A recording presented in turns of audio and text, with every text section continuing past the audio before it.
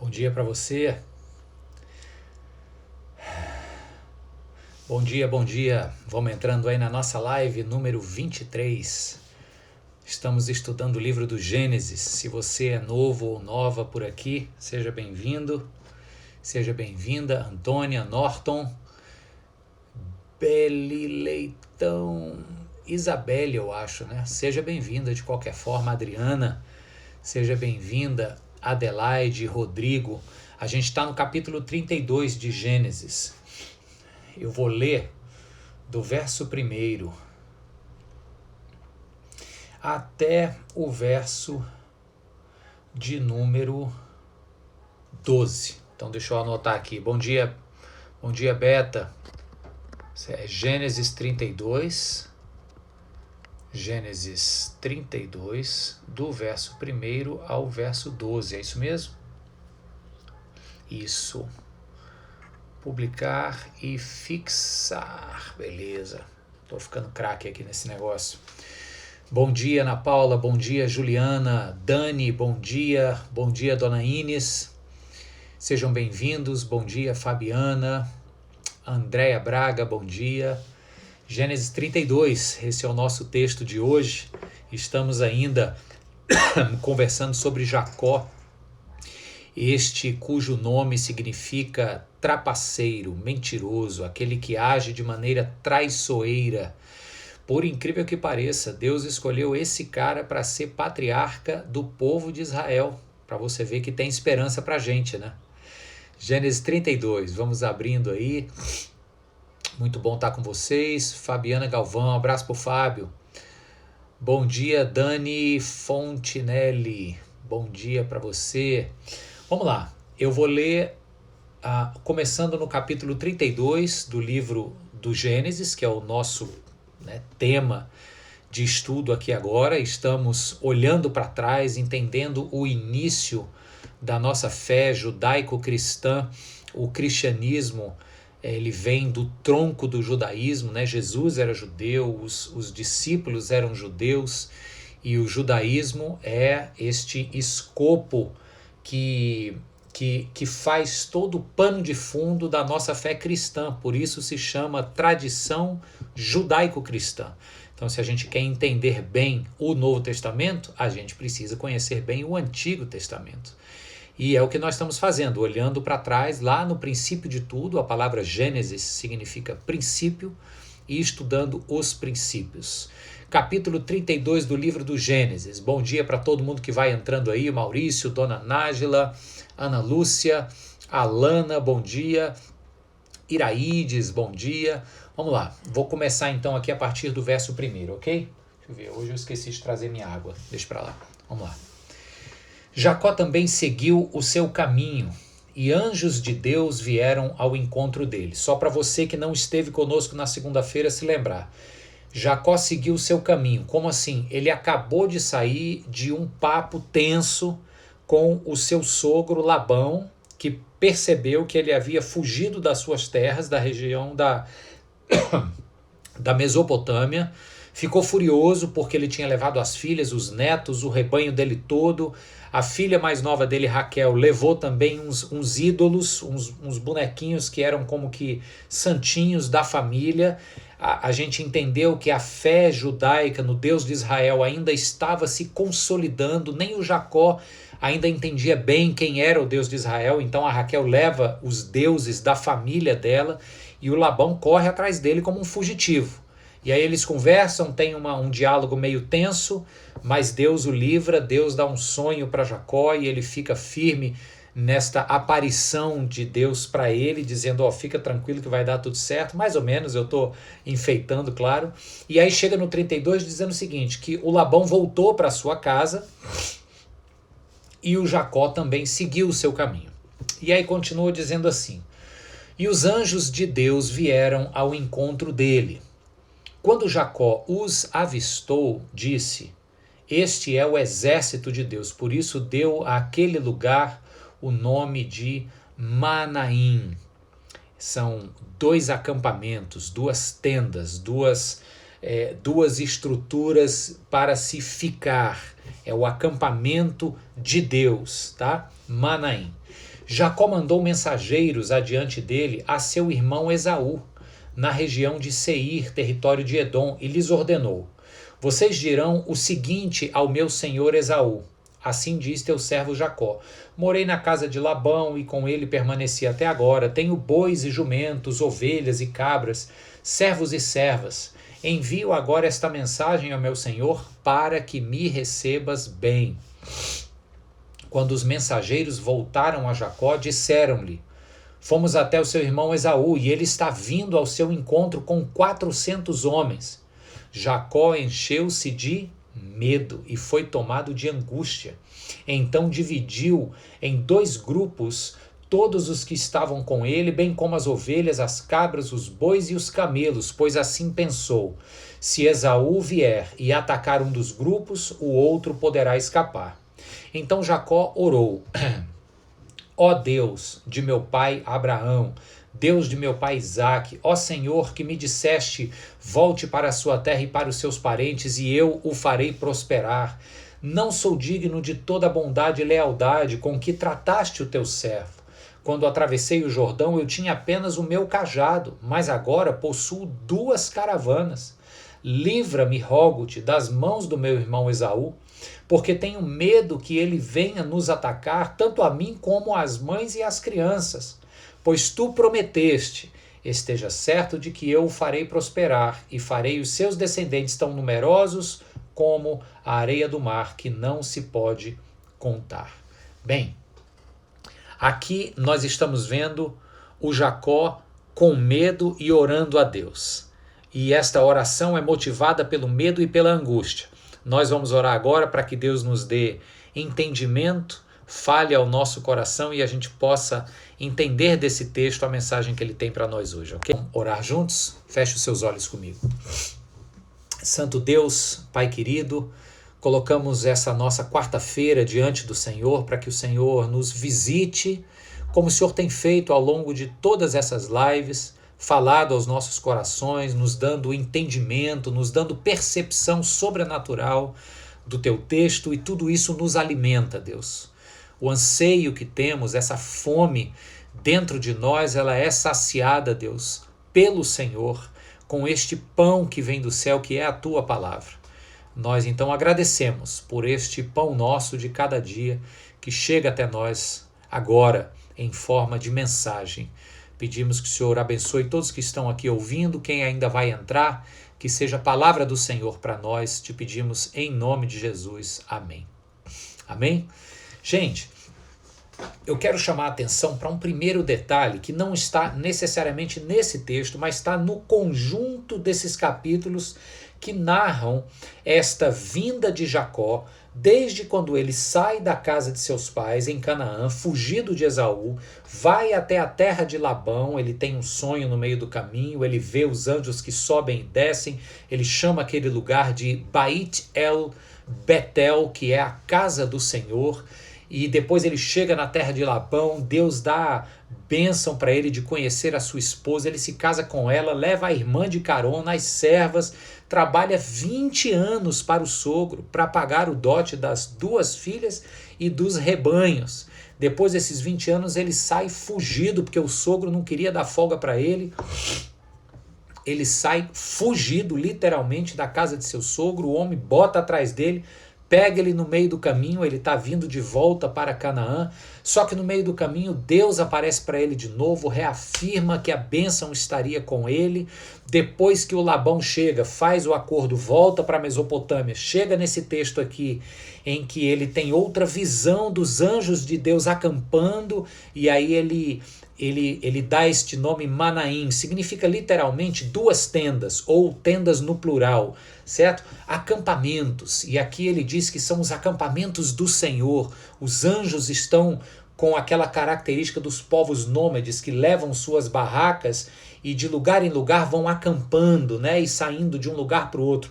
Deus está, entre aspas, acampando junto com Jacó na travessia de volta para Canaã, saindo de Padã Arã, na terra de seus ancestrais na Mesopotâmia, e voltando para Canaã. E ele diz: na ida eu fui com meu cajado, na volta agora eu tenho 2 turnês aqui comigo. Eu tenho 2 grupos enormes, mulheres, filhos, rebanhos, servos. A bênção de Deus evidenciada ali nos seus filhos, evidenciada na sua família numerosa e também nos seus bens, né? E agora ele recebe uma outra notícia. Já não bastasse o sogro Labão ter chegado furioso, porque ele havia literalmente fugido da casa de Labão com tudo que era do maior apreço de Labão, suas filhas, seus netos, os rebanhos, pertencia a Jacó, ele não roubou nada. Mas o Labão se sentiu contrariado, então ele chega furioso. Depois desse encontro, que, louvado seja Deus, não deu ruim para Jacó, mas ele teve medo, vem a notícia de um segundo encontro. Já não bastasse o acampamento do Labão ter se estabelecido na frente do Jacó, dizendo: e aí, meu amigo, cadê minhas coisas que você levou lá de casa? Agora, uma outra tenda está se aproximando do acampamento de Jacó, que é a tenda de Esaú, seu irmão. E o texto que a gente começa a ler aqui diz, de maneira muito honesta, muito humana, que o Jacó tem medo e fica cheio de ansiedade, porque a notícia que os mensageiros trazem para ele é que o seu irmão Esaú está vindo com um exército de 400 homens valentes. Se você estiver me ouvindo, traz um copinho d'água para mim, meu amor. Tô de boca seca aqui. Se você estiver ouvindo, eu agradeço, viu? Beijo. Vamos lá, voltando aqui, que eu vi que a minha mulher entrou. Tô precisando de uma aguinha, mas não quero deixar vocês aí olhando para a parede, né? Vamos ver se dá certo esse recado aí. Bem, então, voltando aqui ao nosso estudo, o que eu quero chamar a atenção aqui agora é o seguinte. Este Jacó, preste atenção comigo, olha que viagem, mas olha que mensagem interessante. Esse Jacó, ele está se deparando com um problema atrás do outro. Aí você vai dizer que cabo azarado. Não, não tem essa história de sorte e azar. Abre parênteses, você que conhece Jesus Cristo e fez dele Senhor da sua vida, nada acontece por acaso para que você possa pôr na conta da sorte ou do azar. Absolutamente nada. Isso não existe na vida de um cristão. Entenda isso, tá? Isso é muito mais crendice popular da nossa cabeça mística brasileira do que verdade bíblica. Olha aí as coisas funcionando e dando certo. Opa, e ainda vem até com guardanapo, rapaz. Show de bola, veio logo 2. Maravilha. Com licença, gente.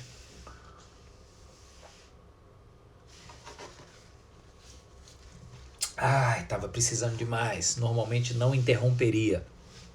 Mas deixa eu voltar meu raciocínio aqui.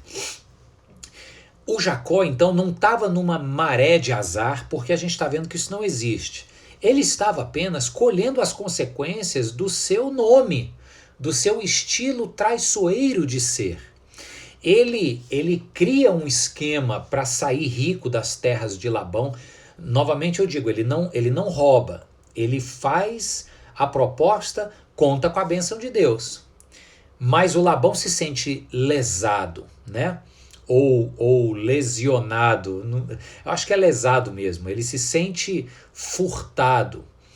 Bem, o Esaú cedeu o seu direito de primogenitura. Lembra daquele evento em que ele troca o direito de primogenitura pela sopa de lentilhas? Então, teoricamente, o Jacó também não rouba, mas ele lesiona o ego e a primogenitura do seu irmão Esaú. Então, o que ele está colhendo aqui, queridos, não é uma maré de azar. É um que o persegue e aí quando vai embora que não deu ruim para ele, o outro vem com um exército de 400 na frente. Não. Ele está colhendo as consequências da sua própria escolha, das atitudes que ele teve ao longo de uma vida e que trouxeram a reboque da sua caminhada consequências com as quais ele está tendo que lidar. Só que o que eu acho bonito, e é isso que eu queria chamar a atenção, e que eu tô dizendo que é uma viagem aqui, porque são expressões aqui no hebraico que a gente fica encantado. Veja, o Labão chega com o seu acampamento, ele monta acampamento para Jacó e confronta Jacó dizendo: peraí, rapaz, você fugiu de noite quando todo mundo estava dormindo, eu pelejei para chegar até aqui, cheguei, agora eu quero que você preste contas. O que está vendo? Minha filha, meus netos, tal. O Labão montou acampamento ali na frente da rota do acampamento de Jacó. Aí o Jacó conversa, explica, eles se resolvem, Labão volta. A próxima notícia agora é o quê? Esaú está vindo com uma caravana de 400 homens. Esse papo não ia rolar apenas de pé no deserto, não era o costume da época. O Esaú viria, montaria o seu acampamento diante da caravana de Jacó e ali eles teriam 1, 2, 3, 7 dias de conversa, de negociações, de matar a saudade ou de guerra, se fosse o caso. Então, são esses acampamentos, vou pôr entre aspas, tá? Inimigos, que se entrepõem na rota da nossa caravana. Aí o que é que o Jacó observa entre um acampamento inimigo e outro? O acampamento de Labão volta para a Mesopotâmia e o acampamento de Esaú está chegando de Canaã e Jacó está aqui no meio. Antes do acampamento de Esaú chegar, o que é que o Jacó vê? Está aqui no verso de número 2. Quando Jacó avistou os anjos do Senhor, disse: este é o exército de Deus. Por isso, deu àquele lugar o nome de acampamentos de Deus. O Deus que cuida da vida de Jacó é o Deus que cuida da minha e da sua vida. E que entre os momentos em que nós ou colhemos as escolhas erradas que fizemos como consequências ruins, ou então somos levados numa circunstância desfavorável, como por exemplo a pandemia, ou como por exemplo uma briga familiar, uma intriga que você não teve nada a ver com isso, mas acabou tendo que entrar com o pé na lama para tentar resolver e acabou saindo sujo. São circunstâncias da vida da gente que se entrepõem no caminho, que se entrepõem entre a nossa caravana e os propósitos de Deus. Acontece. A gente não vai chamar de má sorte, como eu disse, ou são contingências da vida, são demandas que são inescapáveis e as quais a gente tem que endereçar e resolver, né? É a pandemia, é a crise econômica, é uma doença inesperada, ou são consequências de escolhas mal feitas, mas são situações que chegam e parece que chegaram para ficar. O Labão montou um acampamento, o Esaú está vindo com 400 homens, ele está vindo de passagem. O que a gente pode ter certeza a respeito deste Deus que cuida? É que entre os acampamentos da tribulação existe o acampamento que Deus constrói diante do nosso caminho e que o Jacó deu o nome de Manaim, as tendas de Deus, os acampamentos do Eterno se colocaram aqui e agora, e eles, no meio do medo e da angústia que o Jacó estava da aproximação de Esaú, seu irmão, ele conseguiu descansar o seu coração. Essa é uma certeza que eu e você podemos ter. Nunca, absolutamente nunca estaremos desamparados. Entre uma tribulação e outra, há sempre a presença do Senhor que acampa. Isso tem a ver com estadia, não tem a ver com passagem. Né? Senhor, vem aqui, me ajuda nesse momento agora. E a gente chama o Senhor, vem depois que tudo resolve. É como se a gente dissesse assim, ok, agora pode ir. Não, Deus monta uma tenda e ali fica e permanece. E quando ele diz para você levantar a tua tenda e se mover, ele vai junto, ok?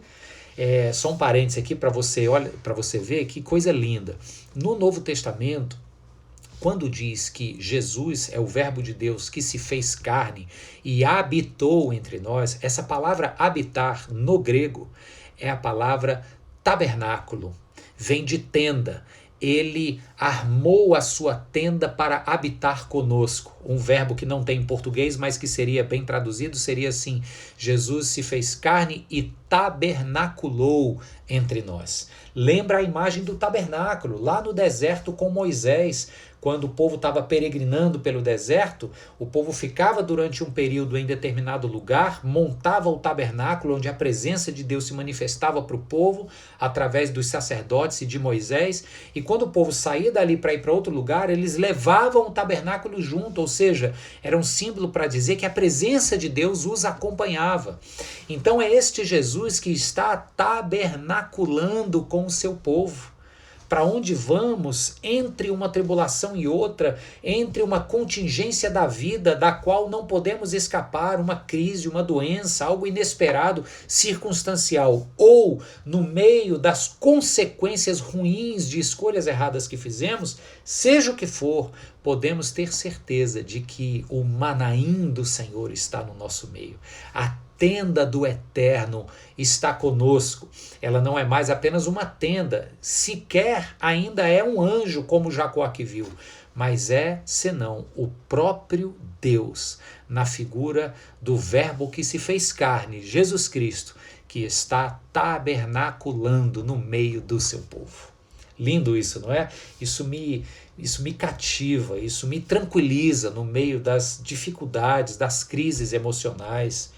Ele está conosco, Ele está no nosso meio. Amém e amém. Mas tem uma outra coisa aqui, com essa eu termino. Se você percebeu na sequência narrativa do que eu li para vocês, aqui no capítulo 32 de Gênesis, está fixado aí, né? Capítulo 32, do verso de 1 a 12. Quando chega ali no verso de número 7, diz assim: o Jacó se encheu de medo e foi tomado de angústia. Humano e honesto, ok? A narrativa.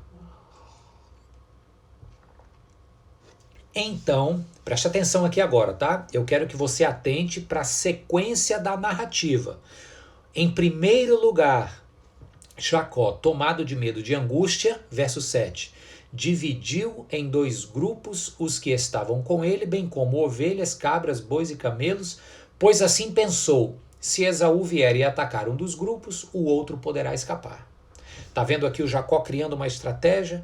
Vamos dividir os grupos, a gente vai com esse na frente, esse outro aqui fica de sobreaviso.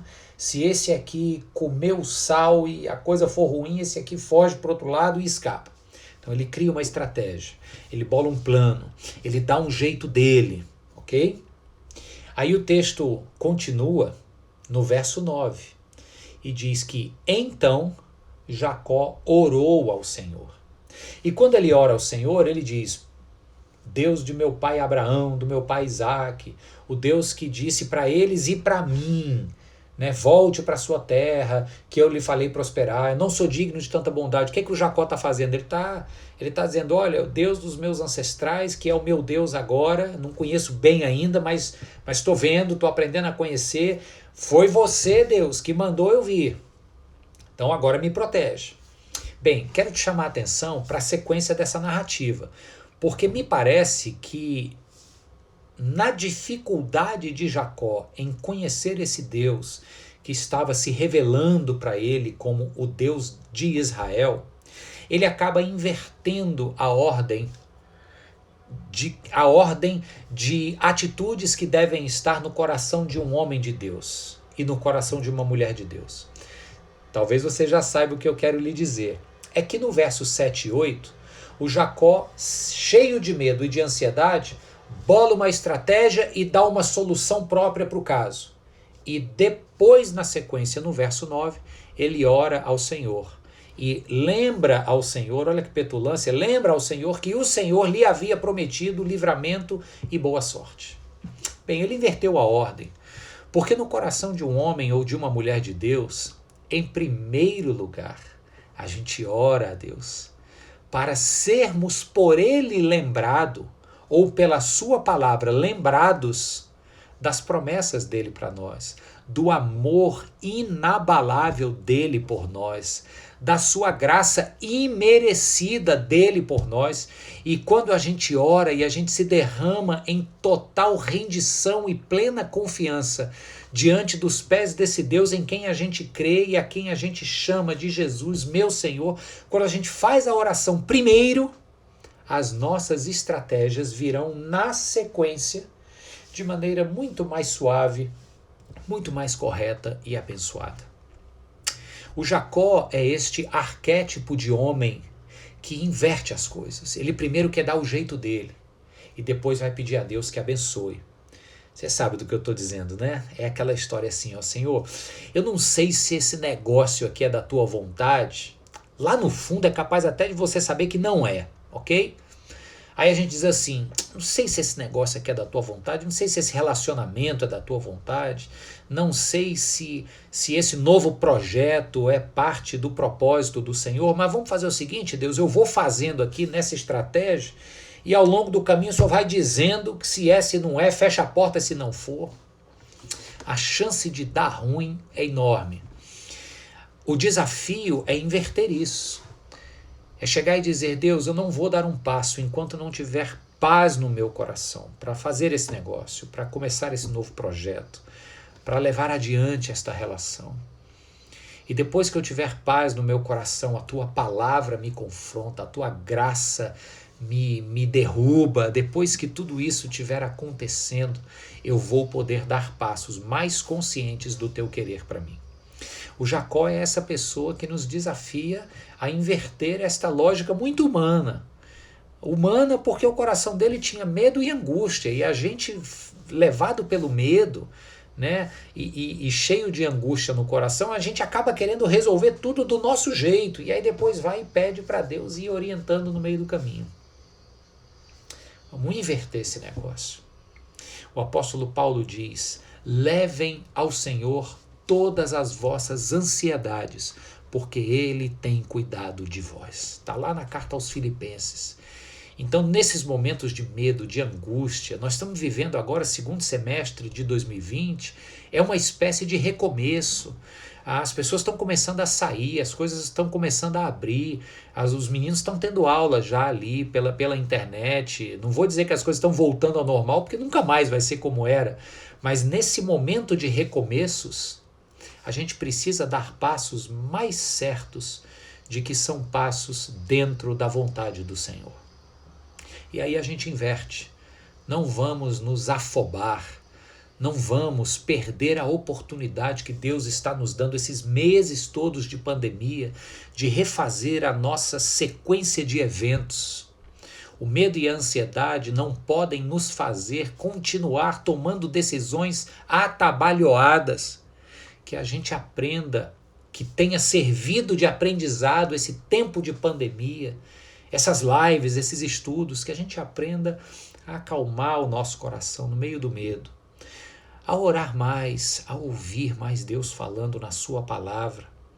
E então, após a oração, após a leitura, após a meditação, 2, 3, 4, 7, 30 dias, a gente toma a decisão. Que tal? É um desafio. Vai mexer em algo chato aqui dentro, que é esta bendita da paciência, que às vezes está em falta. E de maneira impaciente, movido pelo medo ou pela angústia ou pela ansiedade, a gente acaba dando uma de Jacó, agindo primeiro nas nossas próprias estratégias para depois olhar para os céus e dizer, Deus agora já foi, vai ajudando aí. Nem sempre dá certo. Então vamos aprender com isso. Amém, gente? Esse é o nosso estudo de hoje.